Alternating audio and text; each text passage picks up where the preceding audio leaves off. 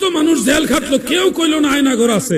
ছোট্ট একটা রুম, আপনার কবরের মতো, একবারে ফুললি একটা কবর, এতটুকু ছোট, আপনার 4 থেকে 5 ফিট বা এরকম, আর একেবারে একেবারে 1 থেকে 1.5 ফিট এতটুকু, ওই যে টুলটার মতো হবে। এখানেই রাখা হয়, এখানেই খাওয়া, এখানেই ঘুম। আর কি করে ওরা বড় বড় ফ্যান ছেড়ে রাখে, যাতে করে এক রুমের আওয়াজ আর এক রুমে না যায়। আমি আল্লাহকে সাক্ষী রেখে বলছি, তারা বলে খালি আয়না ঘরে ঢুকাইছে। এত আয়না ঘর কই ছিল? কত মানুষ জেল খাটলো, কেউ কইলো না আয়না ঘর আছে। আমিও তো জেলে গেছিলাম, আপনারা কি জানেন না? আমিও তো জেলে গেছিলাম, আয়না ঘর আছে এই খবর তো জানতাম না।